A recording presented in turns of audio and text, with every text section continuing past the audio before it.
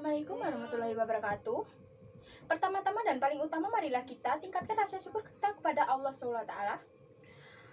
Karena berkat rahmat, taufik, dan hidayahnya kita masih diberikan kesehatan dan kesempatan untuk berbuat baik, termasuk terhadap ibu. Kalian tahu ibu kan ya kan? Selanjutnya, salawat dan salam kita curah limpahkan kepada junjungan kita Nabi Muhammad SAW beserta keluarga, sahabat, dan pengikut-pengikut beliau hingga kiamat. Dari kiamat. Hadirin yang saya hormati, kita semua sudah tahu siapa itu ibu, ya kan? Ibu adalah orang yang telah melahirkan kita ke dunia ini.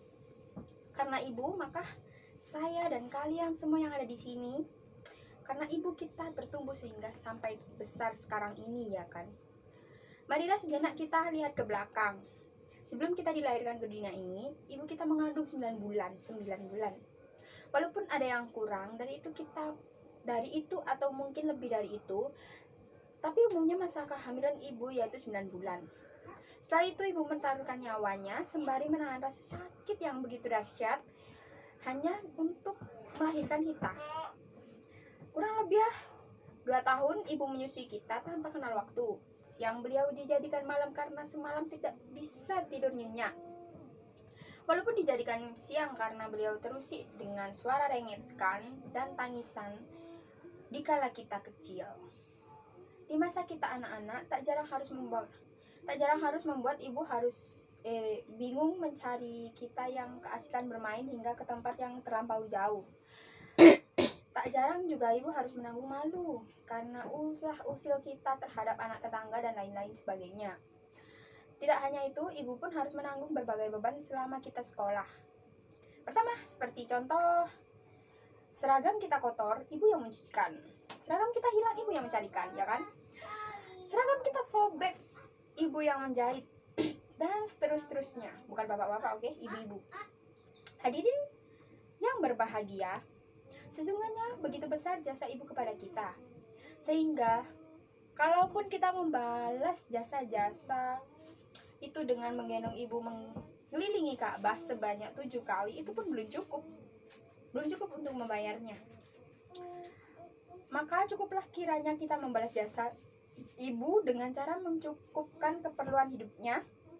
Kita benahi rumahnya, kita lengkapi perabotannya, kita tanggung pembelanjaannya, dan kita perhatikan kesehatannya. Bukan hanya pacar dong. Tapi pertanyaan, mampukah kita melakukannya? Semoga saja iya, ya kan? Masihnya harus.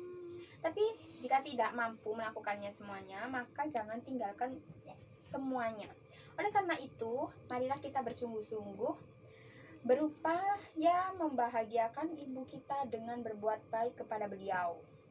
Yang paling tidak mendoakan beliau agar dimudahkan segala urusannya, dimurahkan rezekinya, dipanjangkan umurnya, dan diberkahi kehidupannya. Amin. Dan janganlah sekali-kali kita menyakiti beliau karena surga di telapak kaki ibu, bukan bapak, bukan lo ya. Maksudnya kita tidak akan mungkin masuk surga apabila ibu tidak meridhoi kita. Kita juga harus mewaspadai doa jelek atau kutukan dari ibu lantaran kelakuan kita. Karena doa ibu betul-betul mustajab.